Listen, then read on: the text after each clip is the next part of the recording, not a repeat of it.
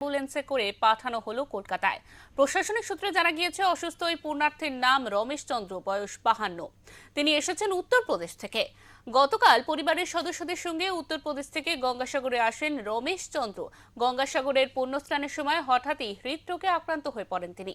এরপর তড়িঘড়ি অসুস্থ ওই ব্যক্তিকে নিয়ে আসা হয় সাগরের অস্থায়ী হাসপাতালে। এরপর কর্মরত চিকিৎসকেরা জরুরি ভিত্তিতে কলকাতার এমআর বাঙ্গুরে স্থানান্তরিত করে তাকে। তড়িঘড়ি গঙ্গাসাগর হেলিপ্যাড গ্রাউন্ড থেকে হেলিকপ্টারের মাধ্যমে কলকাতার উদ্দেশ্যে উড়িয়ে নিয়ে যাওয়া হয় অসুস্থ ওই পুণ্যার্থীকে।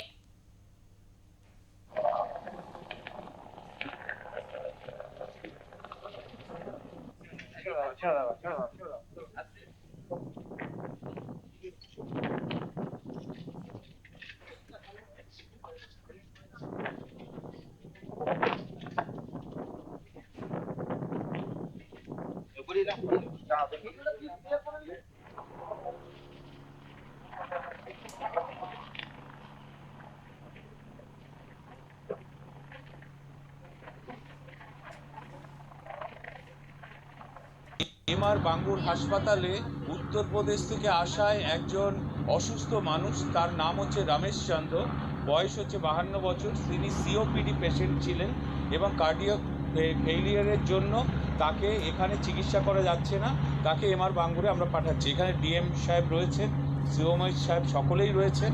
মাননীয় মুখ্যমন্ত্রী এই গঙ্গাসাগর মেলায় যাবতীয় পরিকাঠামো গড়ে দিয়েছেন, তার মধ্যে একটা হচ্ছে এয়ার অ্যাম্বুলেন্স।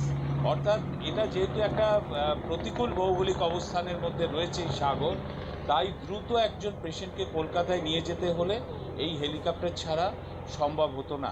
এটা মাননীয় মুখ্যমন্ত্রী ব্যবস্থা রেখেছেন বলে আমরা প্রতি বছরই ক্রিটিক্যাল পেশেন্টদের আমরা কলকাতায় এই এয়ার অ্যাম্বুলেন্সের মাধ্যমে স্থানান্তরিত করতে পারছি। আছে সেই শরীর খারাপ নিয়েই তারা এসছেন সাগরে পুণ্যার্থী।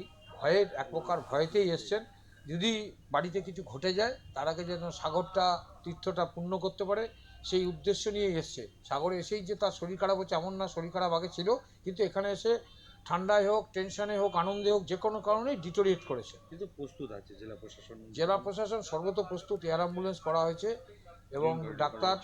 এবং ডাক্তারবাবুরা হসপিটালে যথেষ্ট ভালো পরিষেবা দিচ্ছে। এবং দ্রুততার সাথে এত ভিড়ের মধ্যে আপনারা দেখলেন যে হসপিটাল থেকে কত দ্রুত গ্রিন করিডোর করে এই পেশেন্টকে এয়ার অ্যাম্বুলেন্সে নিয়ে আসা হলো। এটাই হচ্ছে রাজ্য প্রশাসনের পরিষেবা।